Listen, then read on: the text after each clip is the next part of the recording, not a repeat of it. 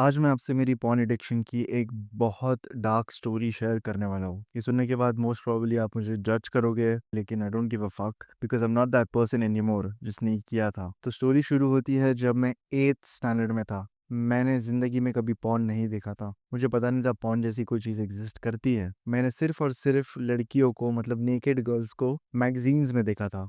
वो टाइम पे मैगज़ीन्स होती थी मतलब मॉडल्स की, विक्टोरिया सीक्रेट ये सब।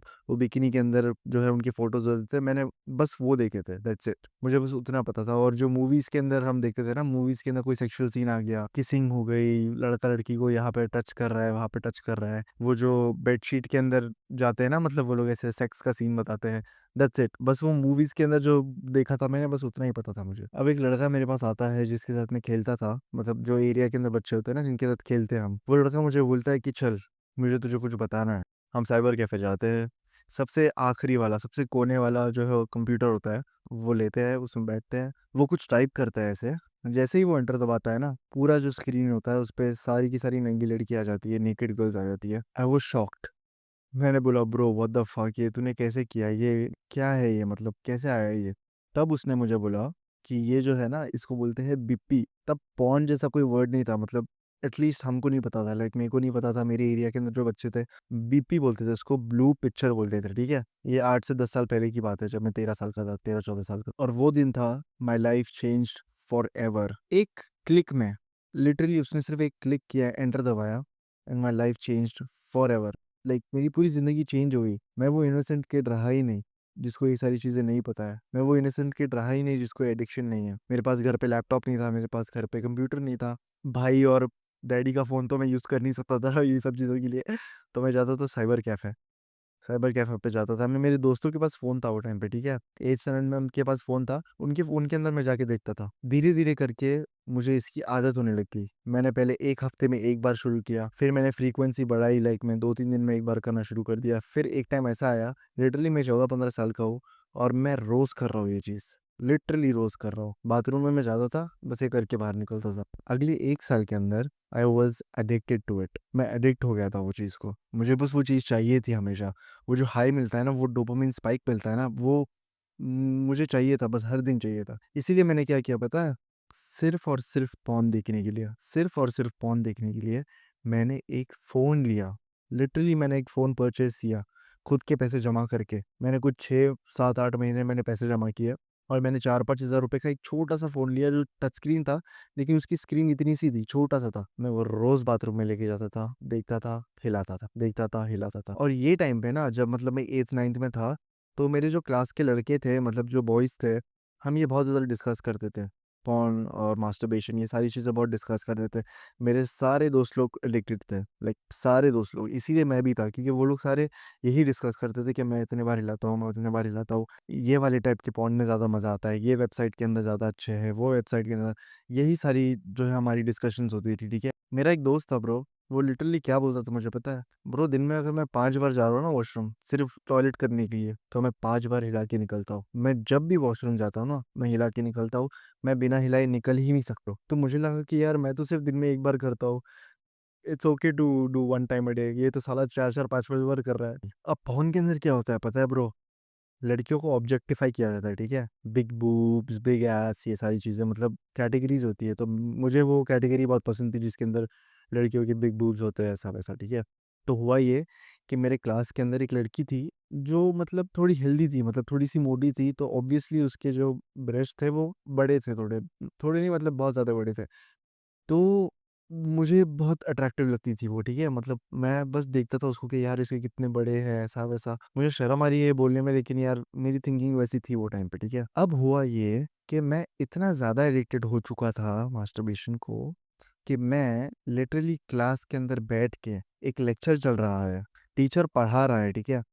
मैं लास्ट बेंच पे हूँ और मेरे एग्ज़ैक्टली लेफ्ट साइड के अंदर, मतलब लास्ट बेंच पे ही वो लड़की भी बैठी है। ऐसे रोज़ होते हैं ना, तो वो मेरे लेफ्ट वाले रो के अंदर थी, थोड़ा-सा ऐसे दूर थी बस, और मैंने उसको देखा और मैं हॉर्नी हो गया। And you won't believe me bro, I literally started masturbating in my classroom.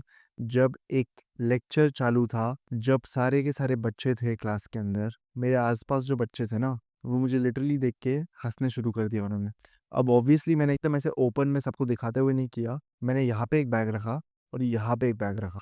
And you won't believe me bro, class के अंदर ना लिटरली एक कैमरा था। मुझे दूर था बहुत, मतलब मैं एकदम लास्ट में था और वो एकदम सामने था कैमरा। लेकिन मुझे कैमरा का भी डर नहीं था। मैं लिटरली वैसे साइड में बैग रखा था मैंने, और ये साइड में एक बैग रखा था ताकि कोई मुझे मतलब देखे ना मास्टरबेट करते हुए। और मैं लिटरली वो लड़की को ऐसे-ऐसे देख-देख के ना मैं हिला रहा था ब्रो। वो लड़की इतनी ज़्यादा अनकंफर्टेबल हो गई कि उसको पता चल गया मैं क्या कर रहा हूँ। वो बहुत ज़्यादा अनकंफर्टेबल हो गई, लेकिन फिर भी मैं रुका नहीं। मैं लिटरली मास्टरबेट कर रहा हूँ उसको देख के। और एक लड़के के पीछे मैं छुप के कर रहा था ये। मतलब हम जो सामने होता है ना बंदा, उसके पीछे छुप के मैं कर रहा था, तो टीचर मुझे देख नहीं पा रहा था मैं क्या कर रहा हूँ। मैं लिटरली उसको देख-देख के मास्टरबेट कर रहा था ब्रो। क्लास के अंदर जो आस-पास जो लड़के बैठे थे ना, लड़कियाँ बैठी थी, उनको पता चल गया था मैं क्या कर रहा हूँ। वो ऐसे-ऐसे मुझे देख रहे थे, लेकिन मैं फिर भी नहीं रुक रहा हूँ। अब ऑब्वियसली क्लास थी, इसीलिए मैंने इजैकुलेट नहीं किया। मैंने रोक दिया, अपने आप को कंट्रोल कर लिया वो टाइम पे कैसे न कैसे, और मैंने बंद कर दिया वो चीज़ करना। लेकिन हुआ ये कि जो लड़की को देख के मैं ये चीज़ कर रहा था ना, उसने जाके अगले दिन टीचर को कंप्लेंट कर दी। और उसने ये बोला, एग्ज़ैक्टली मैं आपको बताता हूँ, उसने ये बोला कि मैं ज़िप खोल के कुछ कर रहा था। अब टीचर समझ गई, ऑब्वियसली टीचर स्टूपिड नहीं है। टीचर ने मुझे सीधे लेके गया हेडमास्टर के ऑफ़िस में। उसने मुझे बहुत बातें सुनाई, बहुत डाँटा उसने मुझे कि मैं ये क्या हरकत कर रहा हूँ, ऐसा नहीं करना चाहिए मुझे, ऐसा-वैसा। और फिर उसने बोला कि अब आपको आपके घरवालों को बुलाना पड़ेगा। अब ब्रो, मेरे डैडी इतने स्ट्रिक्ट है कि अगर उनको ये पता चलता ना, तो वो लिटरली मुझे मार-मार के ना जान से मार देते। अगर उनको ये पता चलता है मैंने जो किया है स्कूल के अंदर। क्योंकि ये छोटी चीज़ नहीं है, लाइक कोई क्लास के अंदर बैठ के खिला रहा है, वो भी किसी और लड़की को देख के। वो लड़की ने कंप्लेन की है जाके। लाइक ये बहुत बड़ी चीज़ है। लकीली मेरे डैडी घर पे नहीं थे। मेरे डैडी दूसरे सिटी गए थे कुछ काम के लिए। मेरे घर पे मम्मी थे और मेरे भाई थे। मैंने मेरी मम्मी को फ़ोन किया और मेरे मम्मी को बुलाया। मेरे मम्मी आए, हेडमास्टर के ऑफ़िस में आए, मुझे बाहर भेजा और मेरे मम्मी से मेरे हेडमास्टर ने बात किया। अब वो उन्होंने क्या बात किया मुझे वो नहीं पता, लेकिन मेरी मम्मी जब बाहर आए ना ब्रो, तो लिटरली उनकी आँखों के अंदर आँसू थे। उन्होंने ऐसे डिसअपॉइंटमेंट में मुझे देखा और ये बोला, "तूने कोई अच्छी चीज़ के लिए तो मुझे कभी नहीं बुलाया स्कूल के अंदर, और आज तूने मुझे ऐसी चीज़ के लिए बुलाया।" मेरी मम्मी ने वो टाइम पे बहुत समझदारी से काम लिया, ठीक है? बहुत समझदारी से काम लिया। I respect her, I salute हर कि उन्होंने वो चीज़ को बढ़ाया नहीं, वो मैटर को बढ़ाया नहीं। वो चाहती थी तो मेरे डैडी को बोल सकती थी, मेरे भाइयों को बोल सकती थी कि मैंने क्या किया स्कूल के अंदर। लेकिन उन्होंने नहीं किया ये, उन्होंने नहीं बताया उनको। क्योंकि उनको पता है कि मेरी जो है बैंड बज जाएगी, मुझे इतना मारेंगे कि लिटरली मैं बेहोश हो जाऊँगा, मर जाऊँगा, इतना मारेंगे मुझे अगर पता चल गया। लेकिन मेरी मम्मी ने वार्न किया मुझे कि ज़िंदगी में मुझे ऐसी कोई चीज़ सुनने नहीं आनी चाहिए, किसी भी जगह से। मेरी मम्मी ने मुझे बहुत डाँटा, मुझे रेस्टिकेट कर दिया गया था स्कूल से। मेरे मम्मी के साथ मैं घर पे आया वापस से, और आते वक़्त मुझे बहुत डाँटा मम्मी ने, लेकिन थैंक गॉड वो टाइम पे डैडी नहीं थे घर पे। अगर डैडी होते, डैडी ये सब सुनते ना, तो लिटरली ये वीडियो बनाने के लिए आज मैं होता नहीं यहाँ पे। And the worst part is 3 दिन रेस्टिकेट होने के बाद भी मेरे मम्मी के सामने मैं एक्सपोज़ हो गया था। कुछ दिनों के अंदर मैंने फिर से वो शुरू कर दिया। मैं नहीं सुधरा। मैंने वही चीज़ वापस से शुरू कर दी करना, रोज़ मास्टरबेट करना, रोज़ पॉर्न देखना। क्यों? क्योंकि मैं एडिक्ट हो गया था। मुझे उसके अलावा कोई और चीज़ करने में मज़ा ही नहीं आता था। बस वही एक मेरा हैप्पीनेस का सोर्स बन गया था। लाइक कोई चीज़ में मज़ा नहीं आता था मुझे। मुझे खेलने में इतना मज़ा नहीं आता था, मुझे बाहर घूमने जाने में इतना मज़ा नहीं आता था, मुझे दोस्तों के साथ हैंग आउट करने में इतना मज़ा नहीं आता था, जितना मज़ा मुझे वो करते टाइम आता था। इसीलिए मैं सिर्फ़ और सिर्फ़ वही चीज़ करता था, दैट्स इट। और ये जो मैंने हरकत की थी ना स्कूल के अंदर, क्लासरूम के अंदर बैठ के मास्टरबेट करना किसी लड़की को देख के, जस्ट बिकॉज़ उसके बूब्स बड़े हैं। ये इसीलिए हुआ क्योंकि ये एक साइड इफ़ेक्ट है पॉर्न का। पॉर्न आपके ब्रेन को ना लिटरली शट डाउन कर देता है। आपके दिमाग के जो वायर होते हैं ना, वायर, मतलब मैं एग्ज़ाम्पल दे रहा हूँ, आपके दिमाग के वायरों को ना जला देता है लिटरली। आपको कुछ समझ में नहीं आता, आपको बस वही चीज़ दिखती है और वही चीज़ आपको करना होता है। ये इंसिडेंट के पहले ना मुझे गिल्टी फ़ील नहीं होता था। मुझे कोई गिल्ट नहीं था मास्टरबेट करने में, पॉर्न देखने में। लिटरली मुझे खुशी होती थी, मुझे अच्छा लगता था। लेकिन ये जो इंसिडेंट हुआ था ना, इसके बाद मुझे गिल्टी फ़ील होना शुरू हो गया। मैं जब भी मास्टरबेट करता था, जब भी पॉर्न देखता था ना, मैं गिल्टी फ़ील करता था, यार मैं गलत कर रहा हूँ, मैं गलत कर रहा हूँ, मुझे ये नहीं करना चाहिए। लेकिन फिर भी मैं करता था क्योंकि मैं एडिक्टेड था। मुझे नहीं पता था क्या करना है, कैसे करना है। फिर कुछ टाइम बाद मुझे यूट्यूब के ऊपर एक नोफ़ैप का वीडियो मिला, मतलब पता नहीं कहाँ से आया वो वीडियो। वो वीडियो मैंने देखा, मुझे पता चला नोफ़ैप जैसी कोई चीज़ होती है, लाइक नोफ़ैप पे आप जा सकते हो, आप ये चीज़ करना बंद कर सकते हो। एंड उसके बाद मैंने बहुत स्ट्रगल किया, बहुत साल स्ट्रगल किया, ठीक है? ये 1-2 महीने के अंदर, 6 महीने के अंदर नहीं हुआ। 2-3 साल मैंने बहुत स्ट्रगल किया। उसके बाद मैंने थोड़ा कंट्रोल गेन करना शुरू किया अपने आप पे। और मैं ये स्टोरी आपसे इसीलिए शेयर कर रहा हूँ क्योंकि मैं नहीं चाहता कि जो मेरे साथ हुआ, जैसे मैं एक्सपोज हुआ, स्कूल के अंदर एक्सपोज हुआ, मैं क्लास के अंदर एक्सपोज हुआ, मैं मेरे फैमिली के सामने लाइक मेरे मम्मी के सामने मैं एक्सपोज हो गया, ये सेम चीज़ आपके साथ ना हो। क्योंकि जिस ट्रैक पे आप हो ना अभी, जिस हिसाब से आप पॉन देखते हो, जिस हिसाब से आप एडिक्टेड हो ये चीज़ को, दो चीज़ें हो सकती है। या तो आप पॉन छोड़ सकते हो, क्विट कर सकते हो, नोफैप पे आ सकते हो, हमेशा हमेशा के लिए इस चीज़ को बंद कर सकते हो। और दूसरा ऑप्शन है आपके पास, एक ऐसा घिनौना, एक ऐसा नीच इंसान बनना, इतना गंदा इंसान बनना, जो सिर्फ और सिर्फ लड़कियों को देख के सेक्स के बारे में सोचता है। जब भी एक हॉट लड़की को देखता है ना, उसके दिमाग में बस एक चीज़ आती है, क्या इसके साथ सेक्स करने कितना मजा आएगा, इसके साथ मैं कैसे सेक्स करूँगा, इसको मैं कैसे रेप करूँगा, इसका रेप करना है मुझे, उस लड़की का रेप करना है मुझे, ये आपके दिमाग में आएगा। And this is the biggest reason India के अंदर और वर्ल्ड वाइड, स्पेशली इंडिया के अंदर, इतने ज़्यादा रेप हो रहे हैं। क्योंकि जो पॉर्न है ना, पॉर्न सिखाता ही रेप है। लिटरली पॉर्न सिर्फ एक ही चीज़ सिखाता है, दैट्स रेप, दैट्स इट। लड़कियों के ऊपर जोर ज़बरदस्ती करना, लड़कियों को सेक्स करना बहुत पसंद है, हर लड़की को सिर्फ सेक्स पसंद है, उसको 3-3 4-4 लोग मिल के लेते हैं, सेक्स करते हैं उसके बाद, तो भी उसको बहुत मज़ा आता है। इसीलिए गैंग रेप्स होते हैं, इसीलिए ये सारी चीज़ें होती है ब्रो। अगर आपने अभी बंद नहीं किया ना ये एडिक्शन अगर आपने ख़त्म नहीं किया ना अभी, तो भाई there is a high chance कि आप एक रेपिस्ट बनोगे, लिटरली एक रेपिस्ट। क्योंकि आपको भी पता है आप किस टाइप का पॉर्न देखते हो, कितना गंदा पॉर्न देखते हो आप, कितना हार्डकोर, कितना मतलब इंटेंस पॉर्न देखते हो आप, आपको पता है ये। और आपको ये भी पता है कि उस पॉर्न के अंदर जो-जो हो रहा है ना, आपको वो सब करना है। आप ये सोचते हो कि ये सारी चीज़ें मैं करूँगा, मैं ऐसे लड़की को फ़ोर्स करूँगा, उसको पकड़ूँगा, उसको बाँध दूँगा, उसको मैं ऐसे लूँगा, उसको वैसे लूँगा।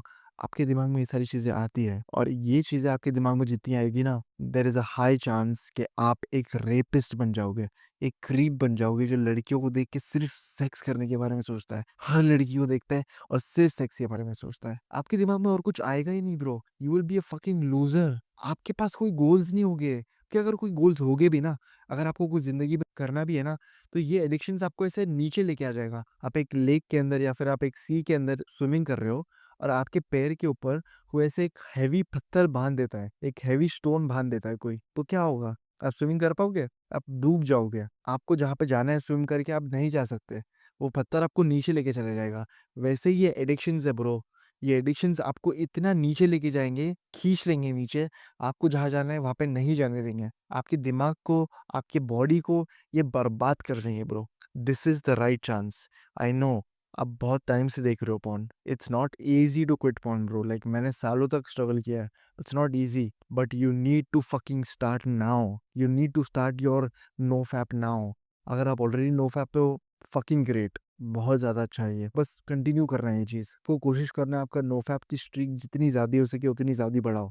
यूट्यूबर्स बोलते हैं कि नोफैप की स्ट्रीक मत रखो, डेज़ काउंट मत करो, ये मत करो, वो मत करो, लेकिन मैं आपको बोलूँगा ब्रो कि डेज़ काउंट करो। हर एक दिन काउंट करो, और अपने काउंट को जितना ज़्यादा हो सके उतना ज़्यादा बनाओ, क्योंकि you are a fucking porn addict, और आपका एडिक्शन सिर्फ एक ही तरीके से टूट सकता है, पॉर्न देखना बंद करना है, एंड नोफैप पे आके अपने नोफैप को जितना ज़्यादा लंबा कर सकते हो उतना ज़्यादा लंबा करना है। That's it.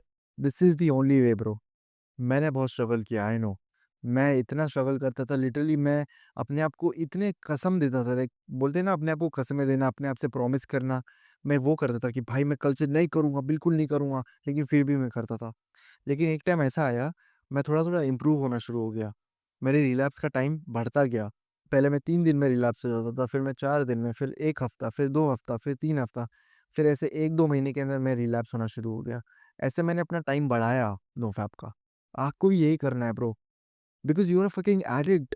ये मत बोलो कि ब्रो मैं तो काउंट ही नहीं करता डेज़, मैं तो काउंट ही नहीं करूँगा days. You have to fucking count your days, क्योंकि तू एक भेंचोद एडिक्टेड इंसान है, जिसकी जो पॉर्न के बिना रह नहीं सकता, जिसके दिमाग में सिर्फ़ और सिर्फ़ पॉर्न घूमता रहता है। अलग-अलग टाइप के पॉर्न घूमते रहते हैं।